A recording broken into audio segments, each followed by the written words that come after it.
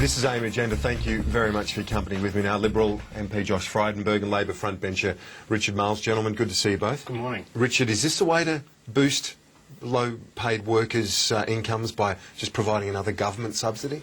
Well, firstly, Kieran, we understand the issues around childcare workers, and indeed this government has been incredibly supportive of the childcare sector. We've invested already something like $22 billion into this sector through additional university places and the like.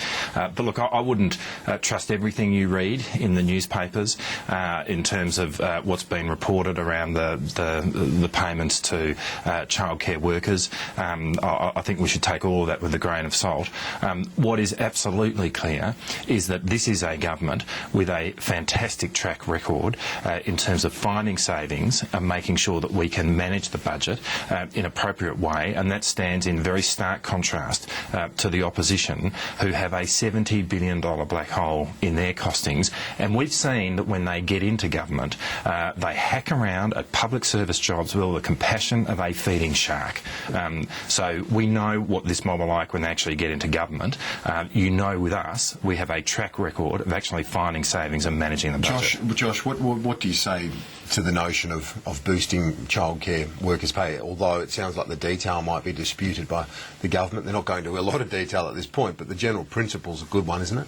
Well, I think that the government hasn't handled the childcare sector very well at all. They had these national quality framework changes which saw them change the staff child ratios and lift the qualifications for the staff, and that has led to an increase in the wages and also increase in the costs for parents. So I've actually found that so many parents in my electorate can't afford the cost of childcare now, so that's a huge issue.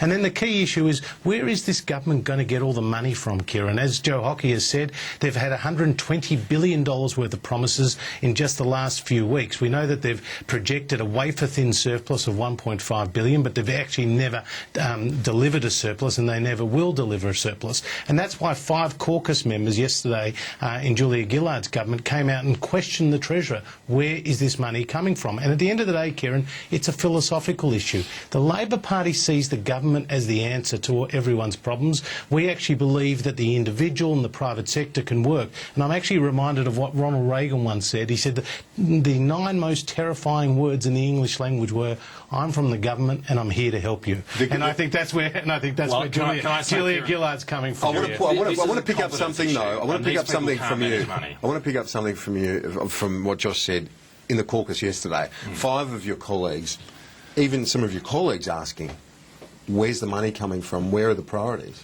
Oh, look, I've seen those reports. I was actually in caucus. Well, the notion that there are 5 Labor colleagues who are out there criticising the way in which we're managing the budget is completely wrong. I mean, that is completely wrong. The fact of the matter is, as I've said, we've got a fantastic track record, but it is so rich to hear from the opposition these kind of criticisms. I mean, they bandy around figures with the same kind of numeracy as my 2-year-old daughter, Kieran. That's the truth of the matter. Okay. And when they last put in their... I've got to interrupt. We've got the Treasurer speaking. Sorry, Richard. Sorry. Josh, we'll come back to you now. Josh, the Treasurer did refer to some comments made by Senator Cory Bernardi that gay marriage could lead to bestiality and other things. What do you make of those comments?